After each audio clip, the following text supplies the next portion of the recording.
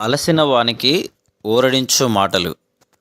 సహోదరుడు భక్తి సింగ్ గారి పరిచర్య నుండి సేకరించిన అనుదిన ధ్యానములు. డిసెంబరు 19.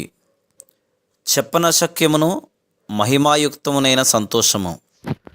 1 పేతురు 1:8. అపోస్తలుడైన పేతురు 1 పేతురు 1:8లో సంతోషమును చెప్పనశక్యమును మహిమాయుక్తమునైన సంతోషముగా వివరించెను. ఆ సంతోషమును మాటతోనూ పాటతోనూ వర్ణించలేము.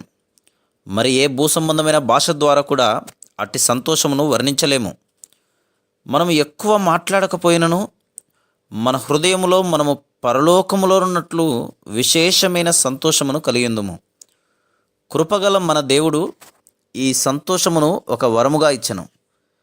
ఈ సంతోషము అద్భుతమైనది, చెప్పనశక్యమునైనది. అది ఎన్నడూ మనలను విడువనిదై ఉండును. ఈ సంతోషము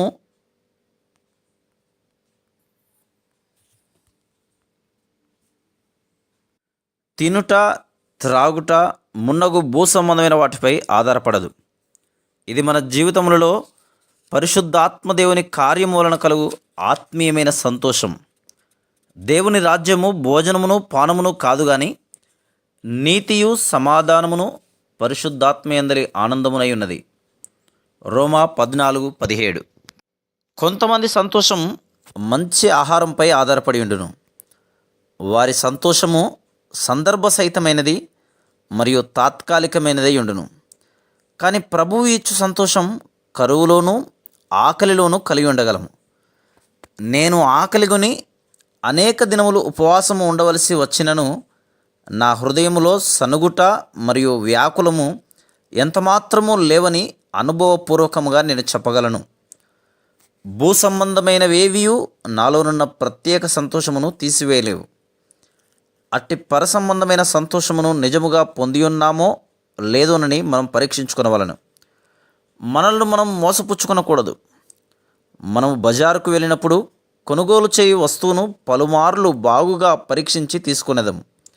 అయినప్పటికీ కొన్నిసార్లు మోసపోవు వారంగా ఉండదము. సాతాను మనలను ఎట్లు మోసపుచ్చునో 2 కొరింథీ 11:13లో చదువుదుము. మనకు ప్రభువునందలి అట్టి సంతోషము లేనప్పటికీ సాతాను ఆ సంతోషము మనకు ఉన్నట్లు భ్రమపరిచి నిజముగా ఉన్నట్లు చేయును. మనలను మనము ప్రభువు యొక్క వాక్యపు వెలుగులో పరీక్షించుకొనుట మంచిది మరియు సురక్షితమైనది. మనం కలిగి ఉన్న సంతోషం నిజముగా ప్రభువు యొక్క సంతోషమేనని నిశ్చయం చేసుకొనవలెను.